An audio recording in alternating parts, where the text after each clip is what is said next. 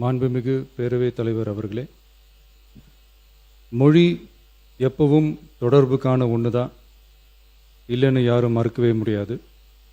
உலகத்தில் இருக்க எல்லா மொழிக்கும் இது பொருந்தும், அதையும் யாரும் மறுக்க முடியாது.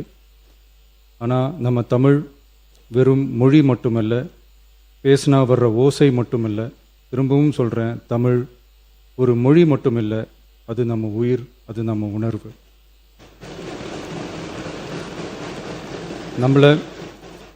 நம்மளை பெற்ற தாயை அம்மானு சொல்கிறப்பெல்லாம் பாசமும் சொந்தமும் நம்மளை அறியாமலே உயிரா உறவா உணர்வா தானா உள்ளுக்குள்ளே தோணும்ல.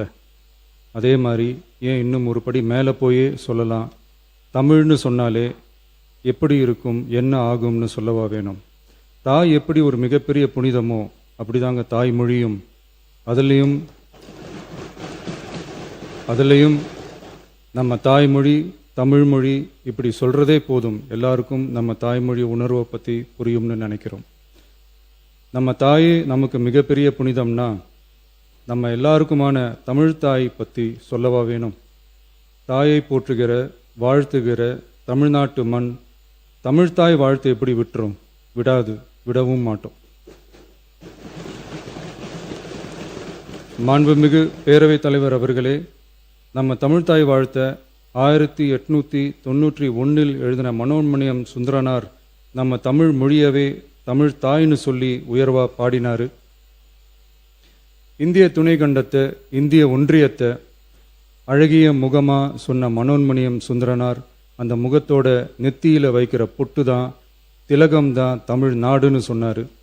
இந்தியாவோட நெற்றியில இருக்கிற பொட்டு மாதிரி ஒரு வெற்றி பொட்டு தான் நம்ம தமிழ்நாடு. அந்த பொட்டோட நறுமணம் உலகம் பூரா பரவுற மாதிரி தமிழோட புகழும் உலகம் பூரா பரவணும்னு சொன்னார். உண்மைதானே அது? இன்னைக்கு தமிழ் பேசுகிற மக்கள் இல்லாத நாடுகளே ரொம்ப குறைவு தானே. தமிழும் தமிழனும் இல்லாத நாடு எது? திரும்பவும் சொல்லலாம், தமிழ் ஒரு மொழி மட்டுமல்ல, அது ஒரு பண்பாடு, அது ஒரு நாகரிகம், அது ஒரு சிந்தனை, அது ஒரு அன்பு.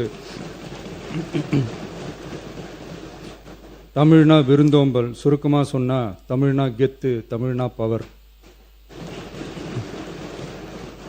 அந்த தமிழோட புகழ சொல்ற தமிழ்தாய் வாழ்த்துல அனைத்து உலகமும் இன்பமுறன்னு சொல்லி உலகத்தையே நம்ம தமிழ் உயர்த்தி பிடிக்குதே தவிர எந்த மொழியையும் எந்த மதத்தையும் எந்த இனத்தையும் ஏன் எந்த ஒரு தனி மனுஷனை கூட தாழ்த்தி பேசல, யாரையும் கொஞ்சம் கூட காயப்படுத்தல.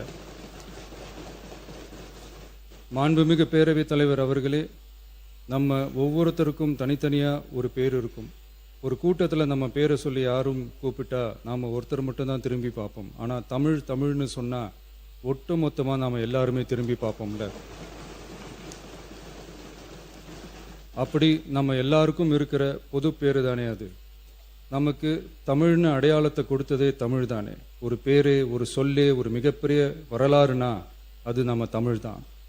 அந்த தமிழை உயர்த்தி பிடிக்கிற தமிழை பின்னாடி தள்ளினா தமிழ்நாடு எப்படி பொறுத்திருக்கும்? ஒரு கட்சிக்கு பிரச்சனைனா சம்பந்தப்பட்ட அந்த கட்சி மட்டும்தான் போராடும். ஆனால் தமிழ்னு சொன்னால் ஒட்டுமொத்த தமிழ்நாடும் ஒன்றா வந்து நிற்கும்.